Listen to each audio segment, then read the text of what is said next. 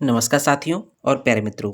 आज हम लोग बात करने वाले हैं रसशास्त्र एवं भाषा की कल्पना के अंतर्गत चैप्टर नंबर 3 के अंतर्गत बात करेंगे औषधि संग्रह योग्य भूमि एवं अयोग्य भूमि की बात करेंगे। तो यहाँ पर देखेंगे औषधियों का संग्रह अर्थात कलेक्शन किस प्रकार की मिट्टी या भूमि से ग्रहण करना चाहिए और किस प्रकार की मिट्टी या भूमि से ग्रहण नहीं करना चाहिए। तो आइए कि इनके कुछ लक्षण जान लेते हैं जो कि अति आवश्यक है। देखेंगे औषधि संग्रह योग्य भूमि की बात करते हैं तो ये जो रेफरेंस है ध्यान दीजिएगा, चरक ने कल्पस्थान के पहले चैप्टर में दिया है और श्लोक नंबर 9 है। इसमें क्लियर कट कहा है कि किस प्रकार की भूमि से औषधियाँ ग्रहण करनी चाहिए। तो यहाँ पर भूमि के कुछ लक्षण दिए हैं योग्य भूमि के। तो पहला पॉइंट देख रहे होंगे, जंगल या साधारण देश जहाँ ऋतुओं के अनुसार शीत अर्थात ठंडी, गर्मी और वर्षा होती हो। तो कहने का मतलब किस प्रकार की भूमि से औषधियों को ग्रहण करना है। तो यहाँ क्लियर कट कहा है जंगल या साधारण देश। ध्यान दीजिएगा, दो देश का मतलब क्या होता है,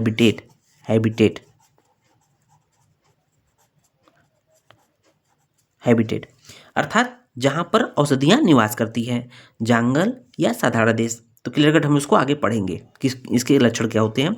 जहाँ ऋतु के अनुसार ठंडी, गर्मी और वर्षा हो। कहने का मतलब ये है कि अपना मौसम के अकॉर्डिंग अगर प्रॉपर वहाँ पर जलवायु परिवर्तन हो रहा है जिससे कि उसमें औषधियों में रस गुण वीर्य विपाक की उपलब्धता हो सके, तो वहाँ वो भूमि योग्य होती है औषधियों के लिए। दूसरा पॉइंट देख रहे होंगे कि समतल भूमि हो। समतल कहने का मतलब कि पहाड़ न हो, खाई न हो, मतलब प्लेन हो, जहाँ आसानी से औषधियाँ उपलब्ध हो सके, मिल सके और ग्रोथ कर सके।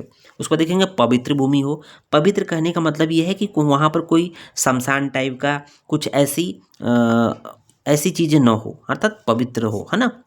उसको देखेंगे दक्षिण भाग में जलाशय या पानी की उपलब्धता हो। कहने का मतलब कि ऐसी भूमि से औषध को ग्रहण करना चाहिए, वो भूमि योग्य होती है औषध के लिए जिसके दक्षिण भाग में क्या हो, जलाशय हो, पानी की उपलब्धता हो। उसके बाद देखेंगे जहाँ की मिट्टी स्निग्ध हो, मधुर हो, कृष्ण हो या सुवर्ण वर्ण की हो।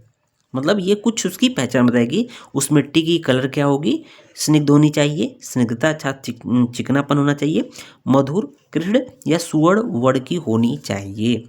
जहाँ पर हल न चलाया गया हो। कहने का मतलब ऐसी भूमि से औषध को ग्रहण नहीं करना है जहाँ पर खेती बाड़ी रेगुलर उसकी जैसे ट्रैक्टर के थ्रू या बैल के थ्रू उसकी खेत की जुताई होती हो। तो जहाँ पर हल न चलाया गया हो ऐसी भूमि औषधि ग्रहण योग्य होती है। अब उसको देखेंगे कि जहाँ कोई अन्य बलवान या ये कह सकते हैं बड़ा वृक्ष न हो। तो ऐसा क्या होगा कि अगर जहाँ कोई बड़ी वृक्ष होगी, इसका मतलब कि अन्य जो औषधियाँ उसके इर्द गिर्द रहेंगी उस प्रॉपर तरह से डेवलप नहीं होंगे, उसमें रस गुण वीर्य विपाक की उपलब्धता अच्छे से नहीं आ पाएगी, इसलिए वहाँ पर कोई बलवान या बड़ा वृक्ष न हो, है ना। ऐसी भूमि औषध के ग्रहण करने योग्य होती है। तो ऐसी भूमि से उत्पन्न औषधियाँ प्रशस्त मानी जाती है। प्रशस्त मतलब उत्तम मानी जाती है। ये तो हो गई योग्य भूमि जो औषध ग्रहण योग्य होती है। अब बात कर लेते हैं कि औषध संग्रह अयोग्य भूमि क्या है, अर्थात किन स्थान से औषध को ग्रहण नहीं करना चाहिए, किस प्रकार की भूमि से औषध ग्रहण नहीं करना चाहिए। तो देखेंगे हम लोगों ने क्या था, ये शमशान से औषध ग्रहण नहीं करना चाहिए। हम लोगों ने बात किया था कि जो पवित्र भूमि हो, तो इसका मतलब शमशान क्या है, पवित्र जगह नहीं है। चैत्य इस जगह से औषध ग्रहण नहीं करना चाहिए। देवागार यहाँ से नहीं करना चाहिए। यजनागार सभागृह यहाँ से नहीं करना चाहिए। और कोटर रहित अर्थात कोटर रहित नहीं हो तो वहाँ से नहीं करना चाहिए। दीमक मिट्टी वाली भूमि से औषधि ग्रहण नहीं करना चाहिए। तो यहाँ पर कुछ चीज़ें दी हुई है कि कहाँ से ग्रहण करना चाहिए, कौन औषधि ग्रहण करने योग्य है, कौन अयोग्य है। यहाँ पर बहुत ही छोटा सा दे दिया है। उम्मीद है वीडियो पसंद आया होगा। धन्यवाद।